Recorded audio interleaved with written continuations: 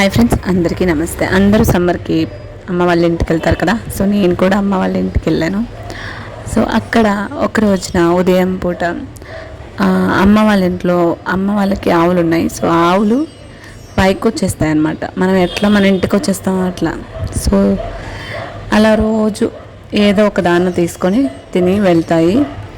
So ఈ ఆవుకి వచ్చేసి చుక్కలు ఉన్నాయి ఏంటని అడిగితే అమ్మ చెప్పింది ఆవుకి ఆటలమ్మ పోసిందంట.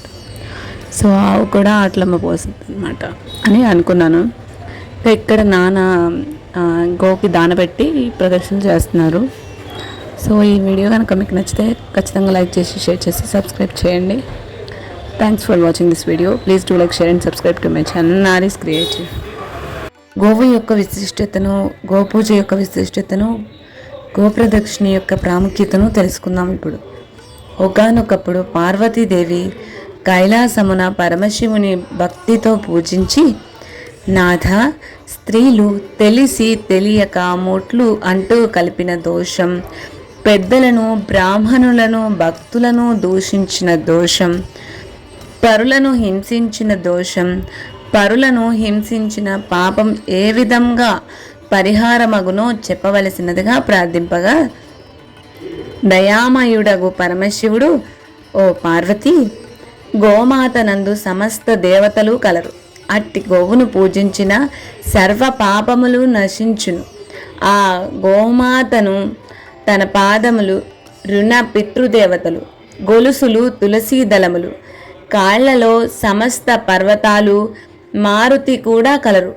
నోరు లోకేశ్వరం, నాలుక 4 వేదములు, భ్రూమధ్యంబున గంధర్వులు, దంతాన గణపతి, ముక్కున శివుడు, ముఖమున జ్యేష్ఠాదేవి, కళ్ళలో సూర్యచంద్రులు, చెవులలో శంఖచక్రాలు, కొమ్ములలో యమ ఇంద్రులు ఉన్నారు. కంఠమున విష్ణువు, భుజమున సరస్వతి, రొమ్మున నవగ్రహాలు, మూపురమున బ్రహ్మదేవుడు, గంగడోలున కాశీ ప్రయాగ నదులు ఉండును.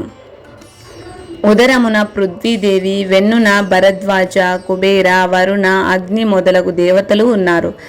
ఉదరమున సనక సనంద సనత్కుమారులు, తోకన చంద్రుడు, తోక కూర్చున్న సూర్యకిరణములను, తోలు ప్రజాపతి, రోమావళి త్రిశంకోటి దేవతలు, పిరుదుల యందు పితరులు, కర్రి కావేరు బోలు,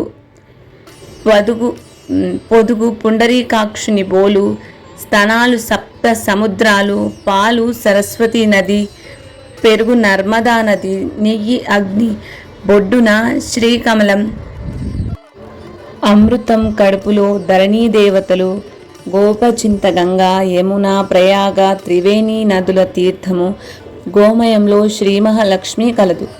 గోపాద ధూళి సమస్త పుణ్య నదులు తీర్థముల కన్నా గొప్పది. కావున ఓ పార్వతి, ఈ మహత్య వర్ణనను ఉదయం పఠిస్తే బ్రహ్మహత్య మహాపాతకములన్నీ తొలగును. ప్రతి అమావాస్య నాడు పఠిస్తే 3 నెలలు మహాపాపములు తొలగును. నిత్యము సంధ్యవేళ పఠించిన మహాలక్ష్మి అనుగ్రహము కలుగును. గోవుని ఎవరైతే మనస్ఫూర్తిగా పూజిస్తారో వారి 3 తరాల పితృదేవతలు తరించెదరు. గోవుకు తృప్తిగా మేత, శనగలు, బెల్లం తినిపించిన సమస్త దేవతలు తృప్తి పడెదరు. గోవుకు మనసారా నమస్కరించిన మంచి ఫలితములనిచ్చును. గోవుకు 5 సార్లు ప్రదక్షిణం చేసిన భూప్రదక్షిణంతో సమానం. గోవును పూజించితే సమస్త దేవుళ్లను పూజించినట్లగును. గోమాతను దర్శించి గోప్రదక్షిణం చేయవలెను.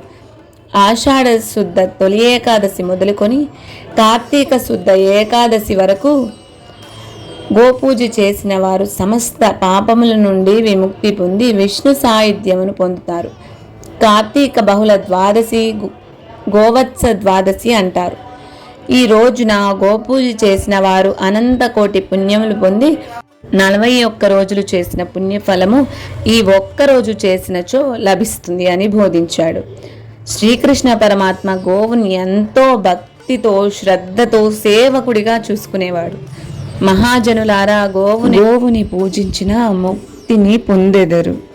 వీడియో కనుక మీకు నచ్చితే ఖచ్చితంగా లైక్ చేసి, షేర్ చేసి, సబ్స్క్రైబ్ చేసుకోండి. Thanks for watching this video. Please do like, share and subscribe to my channel Nari's creative.